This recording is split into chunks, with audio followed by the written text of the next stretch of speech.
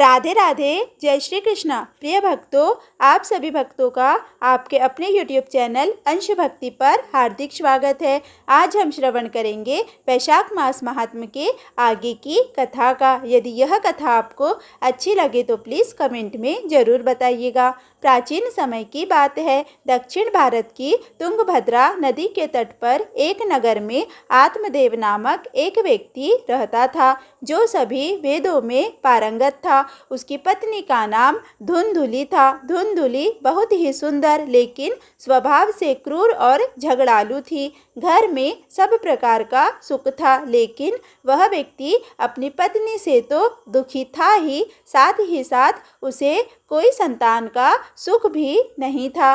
वह चिंता में रहता था कि यदि उम्र ढल गई तो फिर संतान का सुख देखने को नहीं मिलेगा।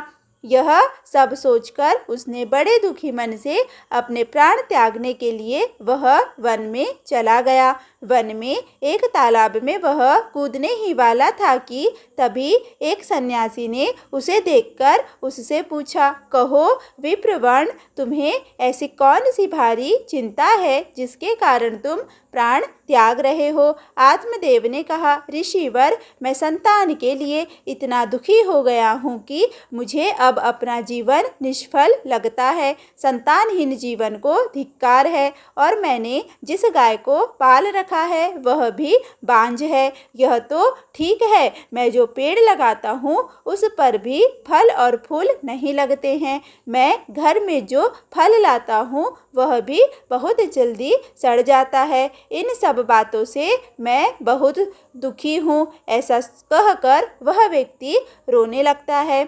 वह संत उसकी बात सुनकर उसके ललाट की रेखाओं को देखता है। रेखाओं को देखकर वह कहता है कि विप्रवर्ण, कर्म की गति बड़ी प्रबल है, वासना को छोड़ दो। सुनो, मैंने तुम्हारा भाग्य देख लिया है। इस जन्म में तो क्या, अगले 7 जन्मों तक तुम्हारी कोई संतान किसी भी प्रकार से नहीं हो सकती। तब ब्राह्मण कहता है कि फिर मुझे तो प्राण त्याग देना ही चाहिए, या आप किसी भी यत्न से मुझे पुत्र प्राप्ति का मार्ग बताए। जब वह संत देखता है कि यह व्यक्ति किसी भी प्रकार से समझाने पर भी प्राण त्यागने को आमादा है, तो वह अपन झोली से फल निकालकर कहता है कि अच्छा ठीक है, तुम यह फल लो और इसे अपनी पत्नी को खिला देना, इससे उसका एक पुत्र होगा। आत्मदेव वह फल लाकर अपनी पत्नी को दे देता है, लेकिन उसकी पत्नी मन ही मन में सोचती है कि यदि मैंने ये फल खा लिया और गर्भ रह गया तो मुझसे दर्द सहा नहीं जाएगा और मैं मर भी सकती हूँ। यह सोचकर वह तय करती है कि मैं ये फल नहीं खाऊंगी। इसीलिए वह आत्मदेव से कई तरह के तर्क और कुतर्क करती है। आत्मदेव के कहने पर वह फल तो रख लेती है लेकिन खाती नहीं है। एक दिन उसकी बहन उसके घर आती है, जिसे वह सारा किस्सा सुनाती है। बहन उससे कहती है कि मेरे पेट में बच्चा है, प्रसव होने पर वह बालक मैं तुम्हें दे दूंगी, तब तक तुम गर्भवती के समान घर में रहो। मैं कह दूंगी मेरा बच्चा मर गया और तू ये फल गाय को खिला दे। आत्मदेव की पत्नी अपनी बहन की बात मानकर ऐसा ही करती है। उस फल को वह गाय को खिला देती है। समय व्यतीत होने पर उसकी बहन ने बच्चा लाकर धुंधुली को दे दिया। पुत्र हुआ है, यह सुनकर आत्मदेव को बड़ा आनंद हुआ। धुंधुली ने अपने बच्चे का नाम धुंधकारी रखा। इसके 3 माह व्यतीत होने के बाद एक दिन आत्मदेव सुबह गाय को चारा डालने गया तो उसने देखा कि गाय के पास एक बच्चा है जो कि मनुष्य का है, लेकिन बस उसके कान ही गाय के समान थे। उसे देखकर वह आश्चर्य में पड़ जाता है, हालांकि उसे बड़ा आनंद भी होता है। वह उस बच्चे को उठाकर घर में ले जाता है। उसका नाम वह गोकर्ण रखता है। अब उसके 2 बालक हो जाते हैं, एक धुंधकारी और दूसरा गोकर्ण। गोकर्ण बड़ा होकर होकर विद्वान पंडित और ज्ञानी निकलता है, जबकि धुंधकारी दुष्ट, नशेड़ी और क्रोधी, चोर, व्यभिचारी, अस्त्र शस्त्र धारण करने वाला, माता पिता को सताने वाला निकलता है।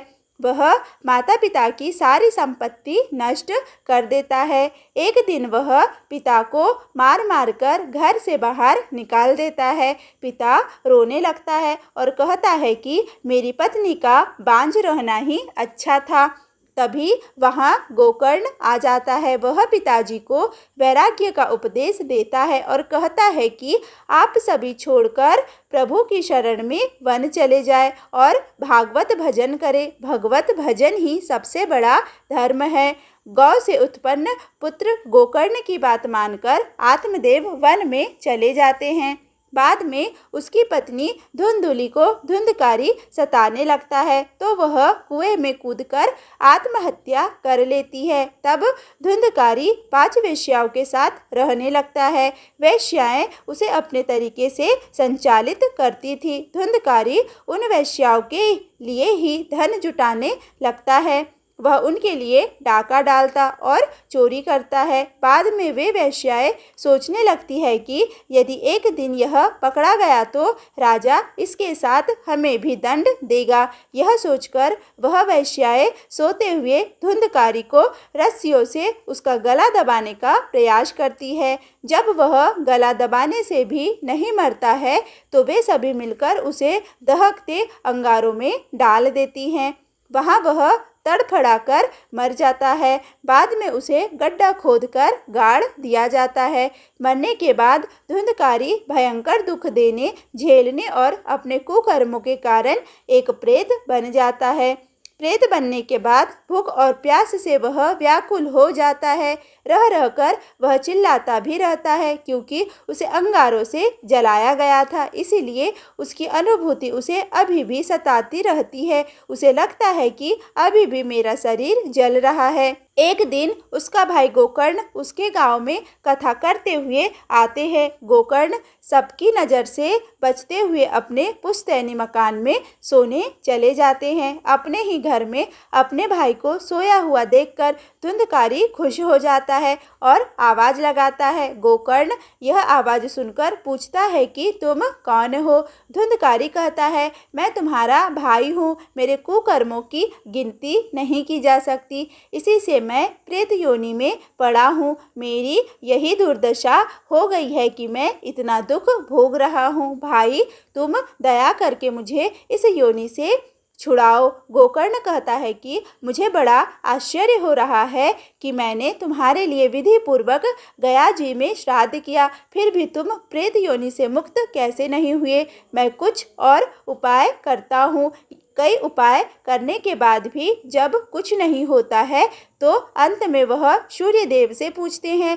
तब सूर्यदेव कहते हैं कि केवल श्रीमद् भागवत कथा सुनने से ही मुक्ति हो सकती है, इसीलिए तुम सप्ताह पारायण करो। तब गोकर्ण ने व्यास गद्दी पर बैठकर कथा कहने लगे। देश गांव से बहुत लोग कथा सुनने आने लगे। इतनी भीड़ हो गई कि सब आश्चर्य करने लगे। तब वह प्रेत भी वहां आ पहुंचा। वह इधर उधर स्थान ढूंढने लगा। इतने में उसकी दृष्टि एक सीधे रखे हुए 7 गांठ के बांस पर पड़ी। वह वायु रूप से उसमें जाकर बैठ गया। जब शाम को कथा का विश्राम हुआ तब एक बड़ी विचित्र बात हुई। सबके देखते देखते उस बांस की एक गांठ तड़ तड़ करती फट गई। इसी प्रकार 7 दिनों में 7 गांठें फट गई और 12 स्कंद सुनने से पवित्र होकर धुंधकारी एक दिव्य रूप धारण करके सामने खड़ा हो गया। उसने भाई को प्रणाम किया। तभी वैकुंठवासी पार्षदों के सहित एक विमान उतरा। सबके देखते ही धुंधकारी विमान पर चढ़ गए। उन पार्षदों को देखकर उनसे गोकर्ण ने कहा, भगवान के प्रिय पार्षदों, यहाँ हमारे अनेकों शुद्ध हृदय श्रोतागण हैं। उन सबके लिए एक साथ बहुत से विमान क्यों नहीं लाए? यहाँ सभी ने समान रूप से कथा सुनी है, फिर फल में इस प्रकार का भेद क्यों? भगवान के पार्षदों ने कहा, इस फल भेद का कारण इनमें श्रवण का भेद है। श्रवण सबने समान रूप से किया है किंतु इसके जैसा मनन नहीं किया। इस प्रेत ने 7 दिन तक सुने हुए विषय का स्थिर चित्त से खूब मनन भी करता रहा। यह कहकर वे सब पार्षद वैकुंठ को चले गए। वैशाख मास में गोकर्ण ने फिर से उसी प्रकार सप्ताह क्रम से कथा कही। वहाँ भक्तों से भरे हुए विमानों के साथ भगवान प्रकट हो गए। उस गांव में कुत्ते और चंडाल पर्यंत जितने भी जीव थे सभी दिव्य देह धारण करके विमान पर चढ़ गए। भगवान उन सभी को योगीर दुर्लभ गोलोक धाम में ले गए। प्रिय भक्तों, अपने माता पिता को कष्ट देने वाला, शराब पीने वाला, वैश्यागामी आदि पुरुष प्रेत योनि प्राप्त कर अनंत काल तक भटकते रहते हैं। अब न तो गोकर्ण की तरह कथा सुनाने वाले हैं और न सुनने वाले। धुंधकारी को उसके पापों की सजा तो मिली ही, साथ ही उसने प्रेत योनि में रहकर भी सजा भुगती। बाद में जब उसे पछतावा हुआ तो भागवत कथा सुनकर मन निर्मल हो गया। निर्मल मन होने से उसके सारे संताप दूर हो जाते हैं। बोलिए भागवत भगवान की जय। प्रिय भक्तों, अब हम आगे के वीडियो में श्री विष्णु चालीसा का हिंदी अर्थ के साथ श्रवण करेंगे। विष्णु सुनिए विनय सेवक की चितलाए, कीरत कुछ वर्णन करूँ दीजिए ज्ञान बताए। हे भगवान विष्णु, आपसे प्रार्थना है कि आप ध्यान देकर मेरी विनती को सुनिए। मैं आपकी संपूर्ण कीर्ति का बखान करने में असक्षम हूँ। इस कीर्ति का कुछ हिस्सा वर्णन करता हूँ। आप प्रसन्न होकर मेरा मार्गदर्शन करें, मुझे ज्ञान प्रदान करें। नमो विष्णु भगवान खरारी, कष्ट नसावन अखिल बिहारी। संपूर्ण ब्रह्मांड में विचरण करने वाले और सभी का कष्ट हरने वाले भगवान विष्णु, आपको बारंबार प्रणाम है। प्रबल जगत में शक्ति तुम्हारी, त्रिभुवन फैल रही उजियारी। हे भगवान विष्णु, इस जगत में आपकी शक्ति का कोई मुकाबला नहीं है। असीम शक्ति के स्वामी, आपकी अलौकिक ज्योति तीनों लोकों में फैल रही है।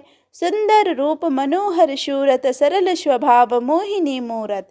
हे प्रभु, आपके स्वरूप की सुंदरता का वर्णन ही नहीं किया जा सकता और आपकी सूरत मनोहारी है। आप सरल स्वभाव वाले हैं और आपकी मूरत यानी आपका व्यक्तित्व बहुत ही मनमोहक है।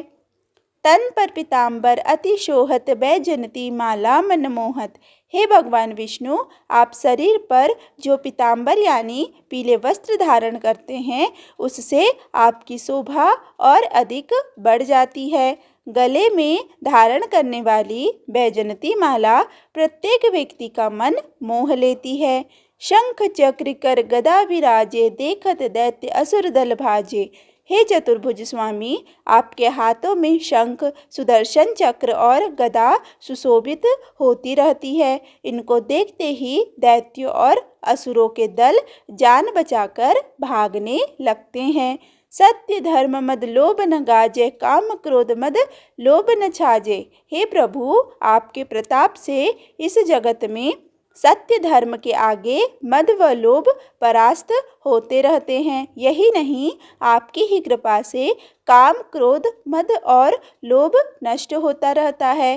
संत भक्त सज्जन मनरंजन, धनुज असुर दुष्टन दलगंजन। हे भगवान विष्णु, आपकी कृपा से संतों, सज्जन व्यक्तियों और भक्तों का मन प्रसन्न रहता है और वे आनंदित होकर आपकी भक्ति करते रहते हैं। दूसरी ओर आपके रौद्र रूप से दानव, असुर और दुष्टों के दलों का समूल नाश होता रहता है। सुख उपजा एक कष्ट सब भंजन, दोष मिटा एक करत जन सज्जन। हे प्रभु, आप इतने दयालु हैं कि आपकी कृपा से चारों ओर सुख ही सुख दिखाई देता है, जबकि सारे कष्टों का हरण हो जाता है। हे प्रभु, आपकी ही कृपा करके दोषों को मिटाकर आम जन को सद्मार्ग पर चलने वाला यानी सज्जन बना देते हो। पाप काट भव सिंधु उतारन, कष्ट नाश कर भक्त उबारन। हे भगवान विष्णु, आप इतने अधिक उदार हृदयी है कि अपने भक्तों के कष्टों को मिटाकर उन्हें संकट से उबारते हैं और साथ ही अपने भक्तों के पापों को समाप्त करके उन्हें भवसागर से पार करते हो। करत अनेक रूप प्रभु धारण, केवल आप भक्ति के कारण।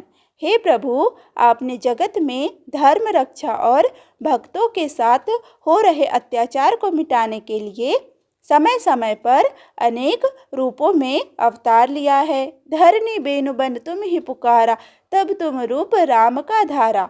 हे प्रभु, भगवान विष्णु जब धरती माता ने गाय बनकर त्रेता युग में जगत में असुरों के अत्याचारों से पीड़ित होकर आपको पुकारा, तो आपने उनकी करुण पुकार सुनकर भगवान श्री राम के रूप में अवतार लिया। भार उतार असुर दल मारा, रावण आदिक को संहारा। तब प्रभु आपने श्री राम बनकर असुर दल का सर्वनाश किया और असुर राज रावण व उसके संपूर्ण परिवार तथा उसकी विशाल राक्षसी सेना का संहार किया। आप वराह रूप बनाया, हिरण्याक्ष को मार गिराया। हे जगत के पालन करता भगवान विष्णु, जब राक्षस राज हिरण्याक्ष ने अपने बल से संपूर्ण पृथ्वी को समुद्र में डुबाकर सृष्टि में उथल पुथल मचा दी थी, तब आपने वराह के रूप में अवतार लेकर पहले पृथ्वी की रक्षा की और बाद में रौद्र रूप रखकर हिरण्याक्ष का संहार कर अपने भक्तों को आनंदित किया। धर्म तशतर सिंधु बनाया, 14 रत्नन को निकलाया। पिछले कल्प के अंत में महाप्रलय के समय जब धरती का अधिकांश भाग जलमग्न होने लगा, तब भगवान विष्णु आपने मत्स्य मछली के शरीर के रूप में अवतार लिया और उस कल्प के 14 रत्नों को बचाकर इस कल्प में लाकर अपने भक्तों को सुख प्रदान किया। अम्मिलक असुरन द्वंद्व मचाया, रूप मोहिनी आप दिखाया। देवासुर संग्राम के दौरान जब समुद्र मंथन किया गया, जब समुद्र से अमृत का कलश निकला और असुरों ने अमृतपान के लिए जमकर उत्पात किया और कलश को पाताल ले गए, तब भगवान विष्णु आपने मोहिनी का रूप धारण करके अमृत कलश असुरों से लिया। देवन को अमृत पान कराया, असुरन को छवि से बहलाया। इसके बाद आपने देवताओं को अमृत ग्रहण कराया, जबकि असुरों को अपने मोहिनी रूप के मोह पास में फंसा दिया। कूर्म रूप धर सिंधु मछाया, मंद्रांचल गिर तुरत उठाया। समुद्र मंथन के दौरान जब मंद्रांचल पर्वत समुद्र में डूबने लगा और देवता और असुरों के समक्ष संकट उत्पन्न हो गया, तब आपने विष्णु भगवान कूर्म यानी कच्छप अर्थात कछुए का रूप धारण करके मंद्रांचल पर्वत को अपनी पीठ पर धारण कर ऊपर उठाकर संकट डाला। शंकर का तुम फंद छुड़ाया, भस्मासुर को रूप दिखाया। शास्त्रों के अनुसार जब भगवान शिव ने तपस्या से प्रसन्न होकर वृकासुर नामक असुर को किसी के भी सिर पर हाथ रखकर उसे भस्म करने का वरदान दिया, तो वो भगवान शिव को ही भस्म करने के लिए उनके पीछे पड़ गया। तब भगवान विष्णु ने ही मोहिनी स्त्री का रूप धारण कर भस्मासुर को ही भस्म कर संकट को टाला। वेदन को जब असुर डुबाया, कर प्रबंध उन्हें ढूंढवाया। जब ब्रह्मा से चारों वेदों को गुप्त तरीके से लेकर उन्हें समुद्र में डुबा दिया था, उस समय विष्णु भगवान आपने हयग्रीव के रूप में अवतार लेकर उन वेदों को पुनः प्राप्त करने के लिए सारे प्रबंध किए थे। मोहित बनकर खल ही नचाया, उस ही कर से भस्म कराया। भस्मासुर को मोहने के लिए श्री विष्णु जी आपने मोहिनी स्त्री का रूप धारण किया और उसे अपने साथ नृत्य करने को राजी किया और धीरे धीरे नृत्य की भाव भंगिमा में उसका ही हाथ उसके सिर रखवाकर उसे भस्म कर दिया। असुर जलंधर असी बलदाई, शंकर से उन कीन लड़ाई। अत्यधिक शक्तिशाली राक्षस जलंधर ने एक समय में बहुत ही अत्याचार किए और भगवान शिव के साथ युद्ध छेड़ दिया, जो काफी भयंकर साबित हुआ। हार पार शिव सकल बनाई, कीन सती से छल खल जाई। जलंधर से युद्ध में उसकी पत्नी वृंदा ने ऐसा तप किया कि भगवान शिव उसे पराजित नहीं कर पाए। तब सृष्टि में संकट उत्पन्न हो गया। यह दृश्य देखकर सती माता परेशान हो गई। सुमिरन कीन तुम्हें शिवरानी, बतला ई सब विपद कहानी। हे भगवान विष्णु, तब सती माता ने आपको याद करते हुए उस समय उत्पन्न सारे संकट की संपूर्ण कहानी को बताया। तब तुम बने मुनीश्वर ज्ञानी, वृंदा की सब सूरति भुलानी। इसके बाद सती माता की विनती करने पर आपने वृंदा की तपस्या को भंग किया। इसके लिए भगवान विष्णु आपने जलंधर का रूप धारण कर उसे मोहित किया। देखत तीन दनुज सैतानी, वृंदा आए तुम्हें लपटानी। वृंदा की तपस्या उस समय भंग हो गई जब आपको देखते ही भ्रम में पड़ गई और वह आपके पास आकर आपसे लिपट गई।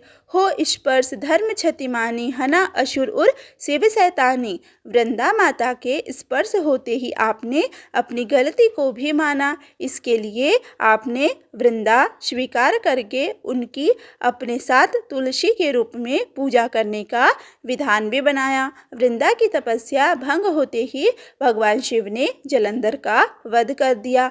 तुमने ध्रुव प्रहलाद उबारे, हिरणाकुश आदिक खल मारे। हे भगवान विष्णु, आपने ही नरसिंह का अवतार लेकर अपने भक्त प्रहलाद को उसके पिता हिरण्यकश्यप के अत्याचारों से मुक्त कराया तथा उसका वध करके पृथ्वी को पाप के बोझ से मुक्त कराया। गणिका और अजामिल तारे, बहुत भक्त भव सिंधु उतारे। हे भगवान विष्णु, आपने गणिका नाम की वैश्या और अजामिल नाम के डाकू को अनेक दुष्कर्मों के बावजूद जन्म मरण से मुक्ति देकर मोक्ष प्रदान किया। इसी तरह आपने अनेक भक्तों को भी भव सागर से पार किया। हरहु सकल संताप हमारे, कृपा करु हरि सिर जनहारे। हे प्रभु, आपसे प्रार्थना है कि आप हमारे भी कष्ट, दुख और संताप जो भी हो उनको हमसे दूर कीजिए। हे भगवान विष्णु, सारे जगत के सृष्टिकर्ता, आप हमारे ऊपर कृपा करें। देखो मैं निज दर्श तुम्हारे, दीन बंधु भक्तन हितकारे। हे प्रभु, आपसे यह भी विनती है कि मैं ऐसी कृपा करें कि आपके प्रतिदिन दर्शन हो। आप दीनहीन, दरिद्र, दुखी जनों और अपने भक्तों की भलाई करने वाले हो तो हम पर भी कृपा करें। चाहत आपका सेवक दर्शन, कर दया अपनी मधुसूदन। हे मधुसूदन, मैं आपका सेवक हूँ और आपके दर्शनों की अभिलाषा रखता हूँ। आप अपनी कृपा करें और दर्शन दे। जानू नहीं योग्य जप पूजन, हो यज्ञ स्तुति अनुमोदन। हे भगवान विष्णु, मैं इतना अज्ञानी हूँ कि आपको प्रसन्न करने वाली पूजा और नाम जप आदि की विधि भी नहीं जानता हूँ। किस प्रकार स्तुति और यज्ञ आदि होते हैं यह भी नहीं जानता हूँ। शील दया संतोष सुलक्षण, विदित नहीं व्रत बोध विलक्षण। हे जगत के पालनहार, मुझे न तो शील दया संतोष जैसे कोई सुलक्षण ही आते हैं और न ही व्रत आदि के बारे में कोई जानकारी है। मैं आपकी शरण में हूँ। करूँ आपका किस विधि पूजन, कुमति विलोक होत दुख भीषण। हे प्रभु, मैं अज्ञानी किस प्रकार से आपका पूजन करूँ, क्योंकि मुझे अपनी कुमति यानी दुर्बुद्धि देखकर बहुत ही दुख हो रहा है। करहु प्रणाम कौन विधि सुमिरन, कौन भांति में करहु समर्पण। हे जगत के संचालन करता प्रभु, मैं आपको किस प्रकार प्रणाम करूं, किस तरह से आपको याद करूं। मैं तो यह भी नहीं जानता कि किस प्रकार से आपके समक्ष समर्पण करूं। सुर मुनि करत सदा शिवकाई, हर्षित रहत परम गति पाई। हे भगवान विष्णु, ऋषि मुनि देवता आदि आपकी सदैव सेवा करते हैं और वो हमेशा प्रसन्न रहते हैं। अंत में परम गति यानी मोक्ष को प्राप्त होते हैं। दीन दुखीन पर सदा सहाय, जिन जन जान लेव अपनाई। हे प्रभु, आप सदैव ही दीन दुखियों की सहायता करते रहते हो। जो भक्त आपके निकट रहता है उसे आप अपना बना लेते हो। पाप दोष संताप नशाओ, भव बंधन से मुक्त कराओ। हे भगवान विष्णु, मेरी आपसे हाथ जोड़कर प्रार्थना है कि आप हम जैसे भक्तों के पाप दोष और दुख संताप को मिटाओ और मुझे भी इस भवसागर से पार करके उद्धार करो। सुत संपत्ति दे सुख उपजाओ, निज शरणन का दास बनाओ। हे सृष्टिकर्ता, आपसे करबद्ध विनती है कि आप हम सबको धन संपदा पुत्र आदि प्रदान करके हमारे जीवन में सुख उत्पन्न करो। साथ ही यह भी प्रार्थना है कि आप मुझे अपने चरणों का दास बनाकर कृपा बरसाओ। निगम सदा ये विनय सुनावे, पढ़े सुने जो जन सुख पावे। हे प्रभु, इस विष्णु चालीसा की रचना करने वाले निगम को पूर्ण विश्वास है कि जो भी भक्त इस विष्णु चालीसा का सदैव पाठ करता और दूसरों को सुनाता है, पाठ करने वाले और सुनने वाले दोनों ही इस जीवन में सारे सुख भोग अंत में मोक्ष को प्राप्त होते हैं। प्रिय भक्तों, आज का यह वीडियो यहीं पर समाप्त हुआ। यदि यह वीडियो आपको अच्छा लगे तो प्लीज़ वीडियो को लाइक करें, वीडियो को ज़्यादा से ज़्यादा शेयर करें तथा चैनल पर पहली बार आए हैं तो चैनल को सब्सक्राइब करना बिल्कुल भी ना भूलें। धन्यवाद।